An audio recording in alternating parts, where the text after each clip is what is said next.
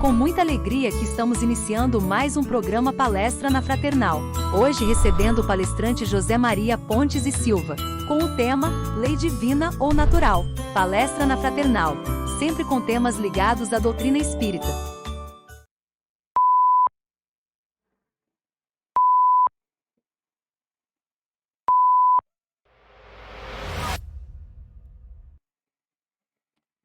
Olá, um prazer imenso estar aqui novamente com todos vocês. Nós vamos falar sobre a lei divina ou natural.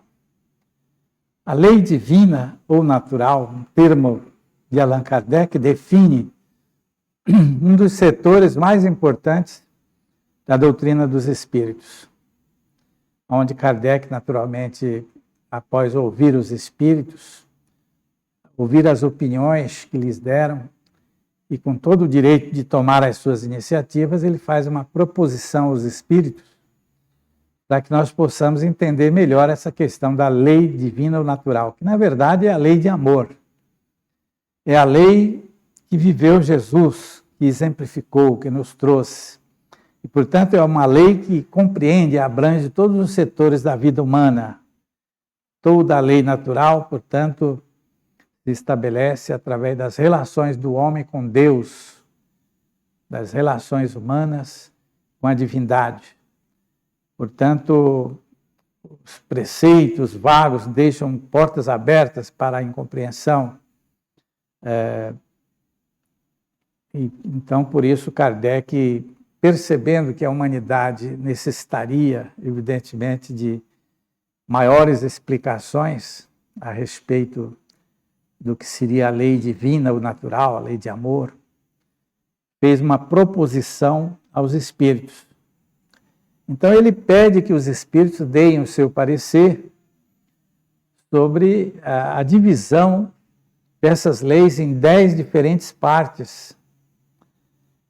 E os espíritos, naturalmente, acolheram as suas ideias. Kardec também era um grande médium intuitivo e, naturalmente, não estava sozinho.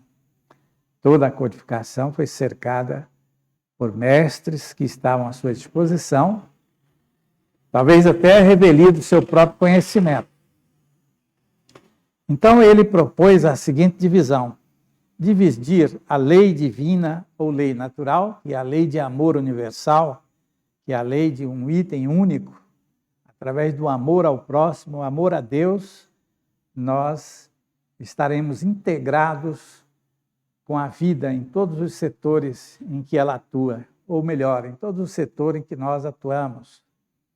Então, ele propôs a divisão de lei de adoração, a lei do trabalho, a lei da reprodução, a lei da compensação, da conservação, a lei da destruição, lei de sociedade, e propôs ainda a lei do progresso, da igualdade, da liberdade e lei da justiça, amor e caridade. E os espíritos lhe disseram que essa última lei, lei da justiça, amor e caridade, eles consideram a lei mais importante. E a partir daí Kardec faz um estudo dos mais interessantes, dos mais úteis na doutrina dos espíritos, definindo aqui em primeira mão, com o texto da lei divina ou natural, alguns conceitos interessantes, algumas explicações que constituem o conceito criado no ambiente espiritista, às vezes um tanto diferente dos conceitos que se desenvolvem no ambiente da sociedade mundana, alheia aos ensinamentos espíritas, alheia à religião, e tendo como base tão somente a unicidade de vida, a unicidade da vida, ou seja, a única encarnação do ser na Terra, enquanto o Espiritismo vem nos afirmar a realidade da reencarnação. A reencarnação se constitui, portanto, o elemento essencial a fim de que o homem adquira o seu conhecimento, adquira a cultura, adquira, digamos, a moralidade, porque a evolução se processa em 2 aspectos diferentes. O primeiro aspecto é o conhecimento, a cultura, o desenvolvimento da sua mente nesse sentido, desenvolvendo o seu potencial intuitivo também, que caracteriza o que nós chamamos de inteligência. E o outro setor de grande importância, onde se conjuga com esse, é a moralidade, quer dizer, a elevação moral. Então, o espírito, para ser realmente elevado, para conhecer a lei divina ou natural, para conhecer a lei de amor, para estar sempre ligado aos ensinamentos do Cristo, ele tem que se desenvolver nesses dois aspectos, que estão ligados. O sentimento está ligado à inteligência. A pessoa que desenvolve sentimentos e se dedica, por exemplo, à prática do bem aos seus semelhantes, em dado momento, a sua intelectualidade, a sua memória, a sua inteligência vai requisitar algo que está faltando. Quer dizer, há uma defasagem entre os dois setores, onde um requisita o outro. Isso ocorre não só com a individualidade, mas pode ocorrer com a própria sociedade, pode ocorrer com grupos. E, portanto, hoje nós temos como exemplo o desenvolvimento científico da Terra, tem sido expressivo, tem sido substancial, tem atingido limites que hoje nós, como espíritas, visualizamos como a própria requisição do sentimento. Hoje, muitos cientistas, por exemplo, estão em dúvidas com relação a determinados inventos, determinadas descobertas, sem saber como colocar as suas descobertas em benefício da sociedade humana. Quer dizer, falta algo na parte espiritual, na parte da elevação moral, para que eles possam tomar decisões seguras. Vemos o ambiente religioso, por exemplo, hoje, onde, na maioria, evidentemente, principalmente no Ocidente, utiliza a Bíblia como o livro sagrado, portanto, um livro onde nós, os espíritas, respeitamos profundamente, embora se considere que as informações dos espíritos vêm complementar os ensinamentos de Jesus, deixando de lado temporariamente o livro que se constitui, na verdade, a palavra de Deus, onde nós, os espíritas, temos um respeito profundo por ele. Portanto, é desta forma que Kardec, observando, enxergando a sociedade humana, se propõe, através dessas 10 leis, fazer um estudo extraordinário, em sequência, no capítulo, a partir do livro 3º do Livro dos Espíritos, desenvolve pensamentos extraordinários que, se for possível, nós estaremos expondo aqui nessa sequência. Então, as características da lei natural. Quais seriam essas características? A lei natural é a lei de Deus, a única, é a lei universal, ou seja, a lei de amor. Então, quem nos ensinou, em primeiro lugar, a lei de amor? Foi Jesus, não é verdade? Foi Jesus que nos ensinou. E, na verdade, a lei natural é o amor ao próximo e o amor a Deus exemplificado e ensinado por Jesus. Agora, a lei de Deus é eterna e imutável como o próprio Deus. Quer dizer, Deus é excepcionalmente inteligente, portanto é considerada a inteligência suprema do universo, tem os seus atributos no início do Livro dos Espíritos, que são os atributos mais importantes que nós temos na atualidade, segundo a avaliação do espiritista. Não é? Então, Deus é aquele que não julga, Deus é aquele que aproveita todas as suas criaturas, Deus é aquele que nos envia as informações preliminares para que o homem possa desenvolver um pensamento diferente a partir de agora e possa, com o estudo da doutrina dos espíritos, olhar para o chão, elevar a sua vista ao infinito e entender todo o mecanismo de criação de Deus. Isso já é possível, ter esta visualização profunda já é possível com um manancial de revelações e dos livros espíritas, especialmente com o complemento da obra psicografada pelo grande médium Francisco Cândido Xavier. Portanto, toda a lei de Deus, todas as leis de Deus, segundo os Espíritos, elas são divinas. É a lei divina, é a lei natural, é a lei de amor, mas existem outras leis, as leis físicas, aquelas que regulam, portanto, aquelas que determinam as ocorrências, por exemplo, no interior de um átomo. Então, as partículas que tendem ao infinitamente pequenas e que compõem a constituição atômica estão subordinadas a leis imutáveis, a leis divinas. E os Espíritos nos garantem de que estas leis divinas, que também são as leis materiais, como ele chama na codificação, as leis materiais, são estudadas normalmente pelos cientistas, aqueles que têm em mãos os meios, os recursos, e que se coadunam perfeitamente com as teorias com as quais eles se envolvem. Então, eles tomam interesses, recebem missões importantes e as desenvolvem aqui na Terra. Eles são, portanto, aqueles que se interessam naturalmente pelas leis divinas que regulam a constituição da matéria em nosso planeta. E, portanto, todas as leis são divinas, as leis materiais, como chama Kardec, e as leis morais. Então, muita gente hoje, ao se falar em leis, eles acham que as leis materiais são perfeitas, são irreversíveis, elas não se alteram e, portanto, essas leis são extraordinárias, todos eles são capazes de afirmar que são imutáveis e que denotam uma grande inteligência. No entanto, quando nós nos referimos às leis morais, quase sempre, muitas dessas pessoas passam a não acreditar em leis tão imutáveis, tão rígidas, tão rigorosas quanto as leis físicas. Ora, se a criação essencial de Deus são as suas criaturas inteligentes, que são os agentes da natureza, e que a inteligência é um dos agentes que existe no universo, e fez as leis físicas tão precisas e imutáveis, por que então as leis morais não existiriam?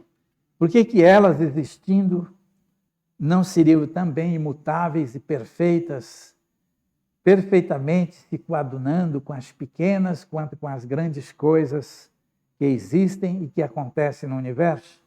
Então, é uma questão de raciocinarmos para que automaticamente nós venhamos a entender a grandeza de Deus quando criou as suas criaturas. Deus criou os micro-organismos, e dos micro-organismos foi realizando as criações que partiram desse setor, desses micro-organismos que lavraram o solo que hoje acolhe os nossos pés, e mais adiante foram colocados os atributos nos elementos que iriam dar origem às espécies, e o homem se sobressai com a conquista do pensamento contínuo.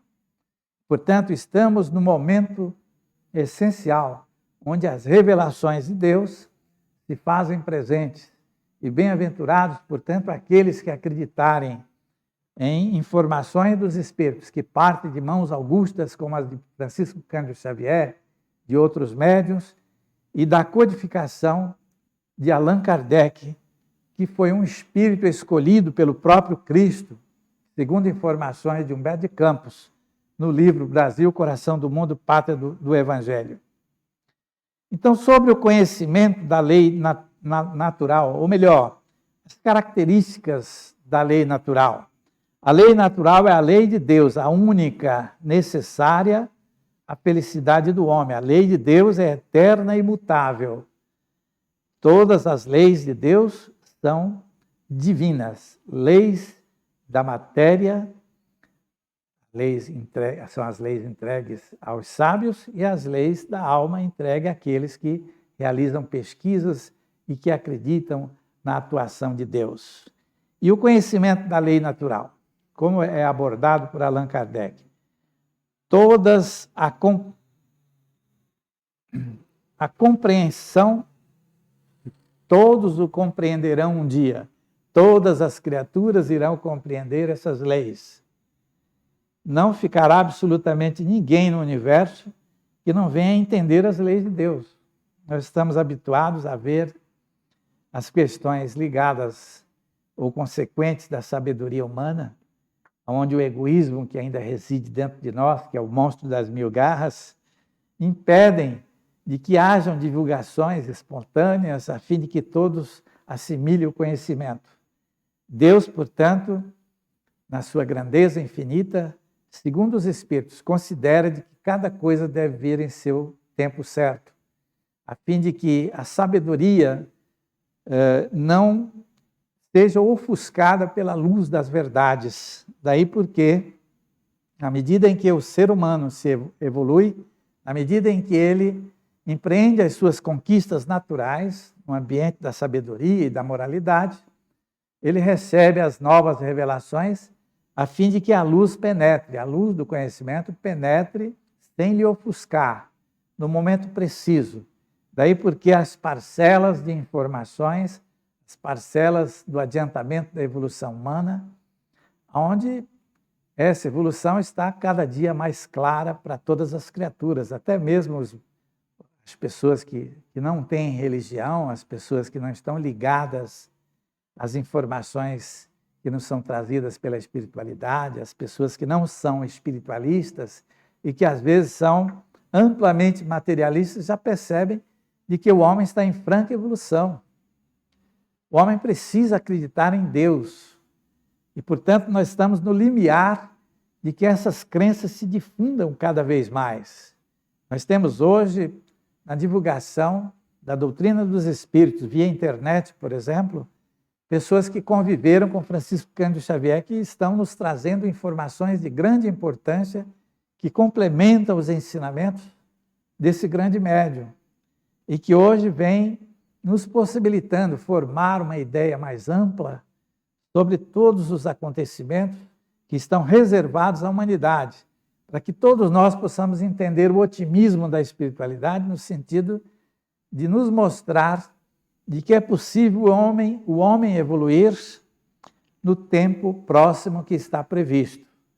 Portanto, sejamos otimistas como a espiritualidade, porque o Espiritismo está na Terra, nos trazendo as primeiras grandes informações, primeiras grandes novidades da espiritualidade, sabendo que em dado momento as novidades que surgirão nos mais variados setores da sociedade humana, não somente dentro da casa espírita, podemos citar como exemplo o desenvolvimento da transcomunicação via instrumento, que vai substancializar, que vai nos comprovar a existência de outros meios de comunicação com os espíritos, além da mediunidade.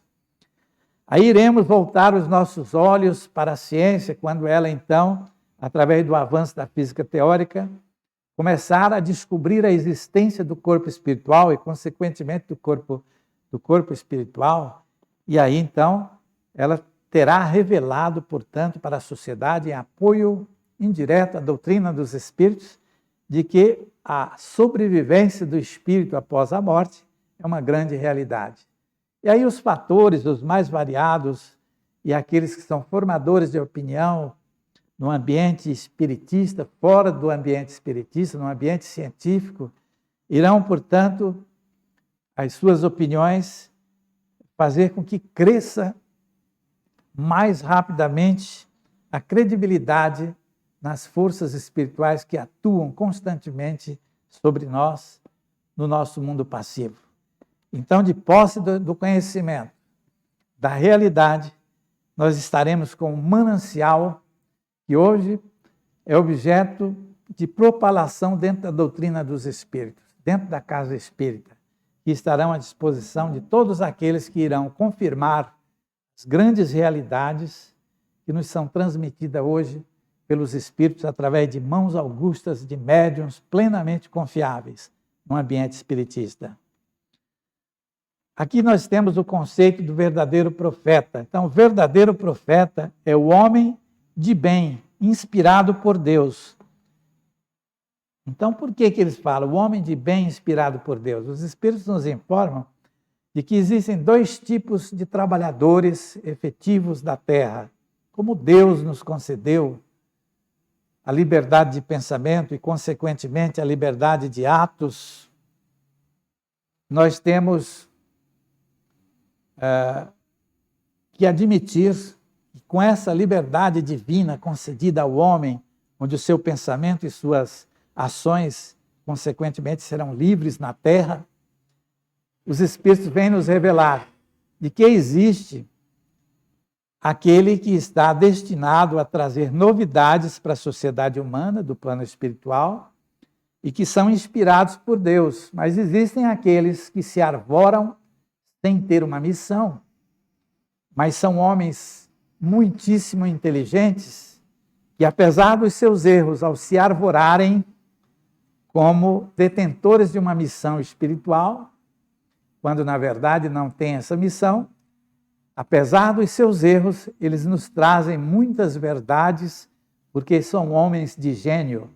Então, evidentemente, esse tipo de conduta fará com que seja considerado um caminho para novos trabalhadores no futuro, onde serão preparados como verdadeiros ascetas que irão nos trazer as mais diferentes novidades que serão objeto das revelações dos Espíritos ao longo do tempo.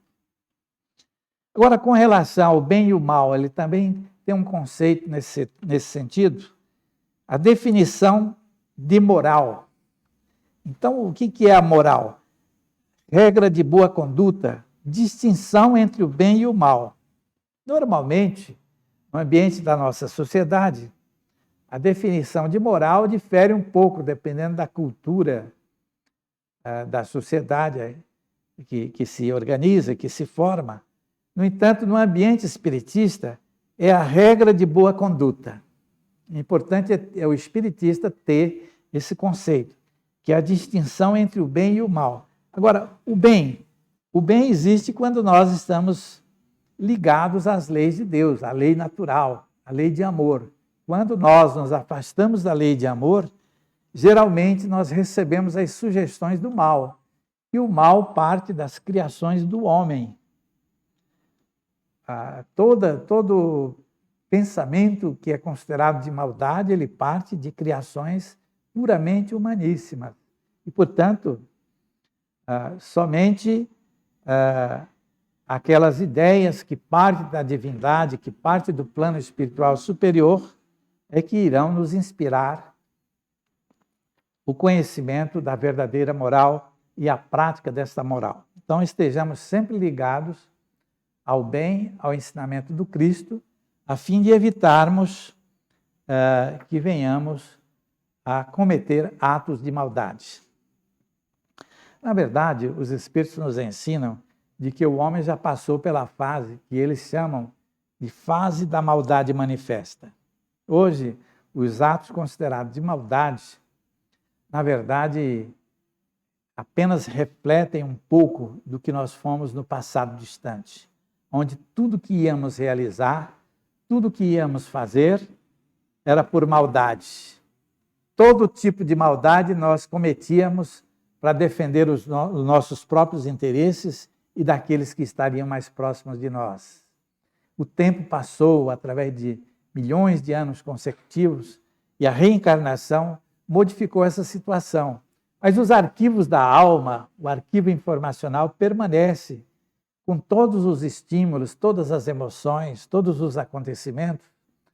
E nós sabemos que hoje esses acontecimentos se transferem em forma de emoções, ou seja, as emoções ocorridas no passado distante, quando a memória cognitiva não é possível ser arquivada, e tão somente a memória das emoções, elas se transferem automaticamente para nós. Então, a maldade que ocorre hoje é a falta de controle desses impulsos do passado distante, que estão arquivados.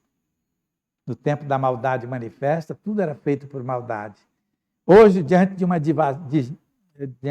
uma situação no relacionamento humano, onde surgem divergências e discussões, oposições a determinadas ideias e geram-se confusões intensas, normalmente ali está presente as emoções do passado, porque as próprias emoções que surgem nas circunstâncias do nosso dia a dia promovem a requisição dos arquivos informacionais da nossa alma, essas emoções que se encontram arquivadas. É um processo extraordinário desempenhado pela glândula pineal, segundo as informações do nosso caro André Luiz. E aí, então, quando nós recebemos essas emoções e não sabemos administrá-las, nós cometemos um ato de maldade na atualidade. Em seguida, nós nos arrependemos. Então, o arrependimento, segundo os Espíritos, é sinal de engrandecimento da nossa alma, é sinal de que nós estamos em evolução, de que somos capazes de debelar os nossos próprios erros. E isso caracteriza uma situação em que, fatalmente, nós estamos fora da chamada maldade manifesta. Mas tudo aquilo que se considera maldade na atualidade é fruto, portanto, da falta de controle desses impulsos do passado distante, cuja responsabilidade na administração desses impulsos pertence a cada um de nós. Temos, portanto, que eliminar esse desejo espontâneo e rápido que surge de realizarmos tarefas repreensíveis, a fim de que possamos sair desta faixa para uma faixa superior da nossa própria evolução. Nós temos os espíritos foram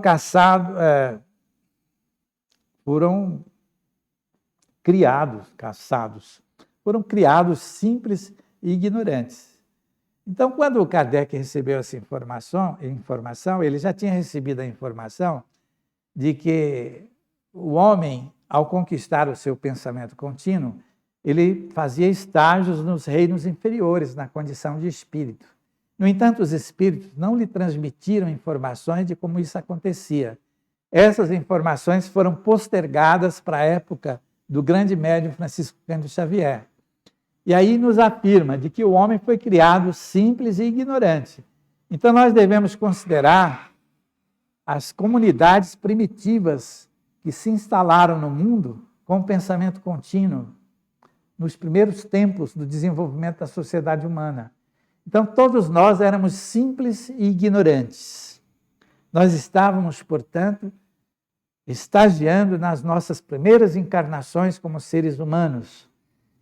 E, portanto, o que sabíamos, o que trouxemos do passado?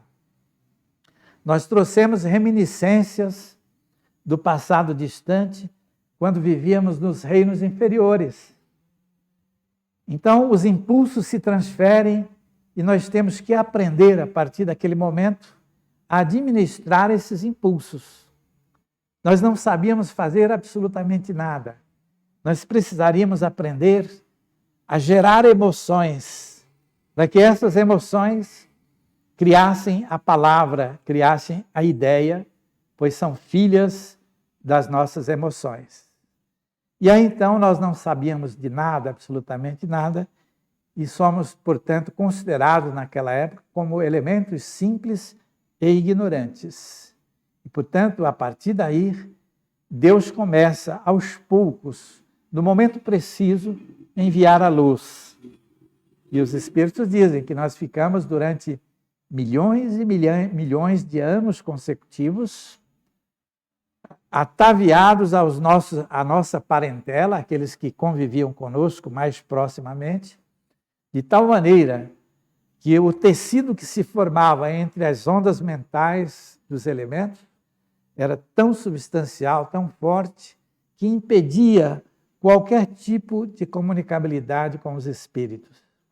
Somente muitos milênios mais adiante é que nós começamos a receber a luz das instruções espirituais, exatamente quando nós sentimos o desejo de ajudar os nossos semelhantes.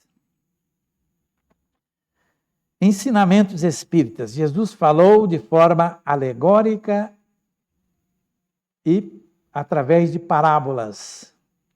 Os ensinamentos são claros da espiritualidade nos dias atuais. Então, existe uma diferença.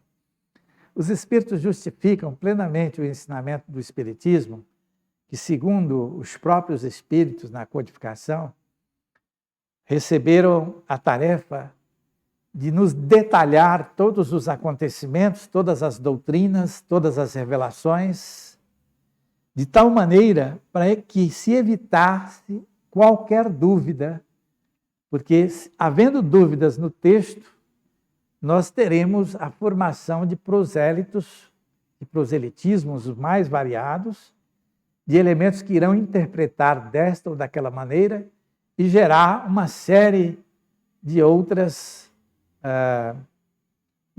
ideologias, como ocorreu com o Evangelho de Jesus, onde surgiu o cristianismo, que foi deformado, modificado com o passar dos milênios, com o passar dos séculos, e acabou se criando uma série de outras ideologias em torno do próprio Evangelho. Então, isso porque Jesus falava por parábolas para homens simples daquela época, porque a parábola já era um costume amplo no ambiente judaico. Se nós tomarmos a Bíblia, vamos verificar que há muitos séculos passados já existia entre os povos hebreus a prática das parábolas. E, portanto, ele falava de forma indireta, ele não nos trouxe todos os ensinamentos, ele trouxe apenas o essencial. Amai-vos uns aos outros como eu vos amei. Amar a Deus sobre todas as coisas. Ele nos trouxe a lei natural, a lei de amor, esta que nós estamos nos referindo. E, portanto, as leis que Kardec propôs e que os espíritos aceitaram, é exatamente nesses 10 tópicos desenvolver o pensamento da espiritualidade, o pensamento espiritista em torno desses ensinamentos mais precisos, desses ensinamentos completos, desses ensinamentos que não se constituirão objeto de dúvidas para que amanhã ou depois alguém venha gerar seitas dentro do cristianismo, conceitos diferenciados para que se desenvolvam ideologias diferentes. Portanto, nós estamos, todos nós como espíritas, seguindo as determinações da codificação de Kardec, da Constituição doutrinária, exatamente porque as diretrizes do Espiritismo se estabelecem através da Constituição doutrinária, contida nesses 5 livros que nós dizemos que é a codificação de Allan Kardec, exatamente para que todos nós tenhamos a certeza de que o desenvolvimento das ideias espiritistas serão precisas, serão a luz complementar das dúvidas que alimentamos durante 2 milênios, através de séculos consecutivos, onde tivemos que recorrer aos conceitos filosóficos antigos da antiga Jônia para complementar a interpretação dos conceitos do espiritismo, aliás, do cristianismo primitivo, transformando-o no conhecimento que temos hoje através dos anais da história, do catolicismo, da religião católica apostólica romana, que é uma grande religião, é a nossa religião mãe, a quem devotamos um respeito profundo, mas que teve que se subdividir em ideias filosóficas através dos pais da igreja, que nasceram com missões importantes, a fim de que fossem essas alterações feitas com o menor número de erros possíveis. E, portanto, o Espiritismo será cumprido, toda a missão espiritista será cumprida em 10 séculos consecutivos, segundo os Espíritos. E, para finalizar a nossa palestra, nós vamos comentar aqui uma resposta dada pelos Espíritos a Allan Kardec, quando eles perguntam: o selvagem que se alimenta com a carne humana é culpado? Então, Aí os espíritos dão uma explicação de que a conquista da capacidade de discernir pertence a todos nós. E hoje o Espiritismo vem, mais do que nunca, nos mostrar o caminho para que cada um de nós aprenda a discernir o bem do mal. E a nossa culpa estará proporcional ao grau de maldade que tivermos. E que se um silvícola, por exemplo, que se alimenta de carne humana, se conscientizar de que é um erro e ele lutar contra o seu próprio vício, ele terá uma grande vitória. Mas se ele fizer por maldade, simplesmente pelo desejo de realizar um ato de maldade, ele também irá responder diante das leis de Deus. No entanto, aquele que lutar contra este vício, naturalmente, será um grande vitorioso. Agora, cada um responderá pelo mal praticado e pelo bem que deixou de fazer. Todos nós iremos responder pelos males que praticamos e pelo bem que deixamos de fazer. Isso é um dos ensinamentos mais importantes que os Espíritos nos trazem hoje. Muita gente diz, eu nunca fiz o mal. No entanto, deixou de fazer o bem em muitas circunstâncias, em muitas ocasiões. Isso ocorre com cidadãos que estão ligados a outras religiões, que infelizmente não detêm ainda esta informação doutrinária, que nós, os espiritistas, somos alertados na atualidade. Nós temos responsabilidade sobre o bem que nós deveremos fazer, porque todo bem parte de Deus, e toda maldade, toda ideia ruim parte do homem. E quando nós negligenciamos a oportunidade de fazer o bem, nós iremos responder perante as leis de Deus. Agora, o homem no meio dos vícios está sujeito ao arrastamento, porém, nunca ocorre um arrastamento irresistível. Quer dizer, o elemento, por mais que diga que realizou esse ou aquele ato, porque vive num meio que lhe promove e que lhe arrasta para pensar dessa ou daquela maneira e acaba agindo e realizando um ato de maldade. Ele passa a culpar alguém. Nenhum de nós deve culpar quem quer que seja. Evidentemente que nessas circunstâncias nós temos uma prova diante de nós, temos uma provação a ser vencida, mas a responsabilidade é toda nossa. E, portanto, o mérito do bem está sempre na dificuldade. A dificuldade que nós enfrentarmos na prática do bem irá caracterizar o grande mérito que teremos, que será sempre proporcional a esse acontecimento, a essas dificuldades. Quer dizer, muita gente não consegue entender isso. Tem muito e do supérfluo, daquilo que lhe sobra, ele faz sem nenhum esforço. No entanto, todos nós, ao pensarmos nisso, nesse assunto, devemos ir até o Evangelho de Jesus e verificar de que ele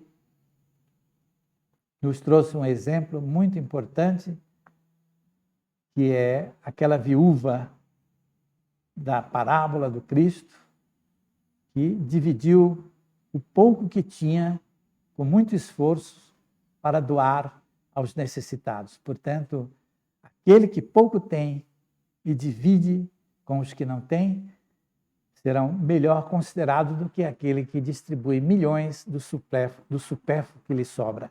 Portanto, são as leis de Deus, é a lei divina, a lei de amor, que está ao alcance de todos nós. E para finalizarmos, nós vamos tomar este livro, que nós fizemos um sorteio, e vamos ver quem foi a pessoa sorteada. Fernanda Ribeiro Santos Lima.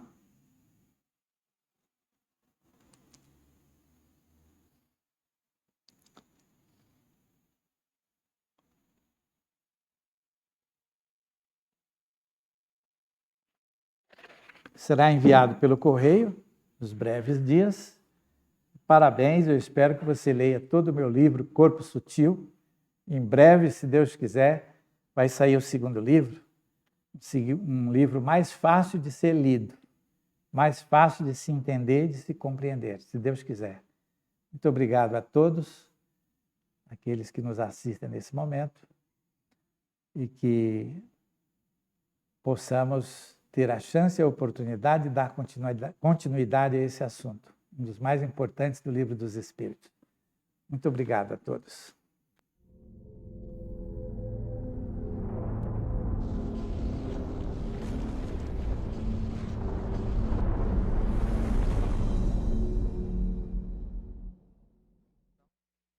Acabamos de apresentar mais um programa Palestra na Fraternal. Sempre uma palestra diferente com temas ligados à doutrina espírita. Assista pelo YouTube, pela TV Fraternal e também no Facebook. Ouça pelo aplicativo da Rádio Fraternal e pelo site fraternal.net.br. Rádio e TV Fraternal, sempre em sintonia com você.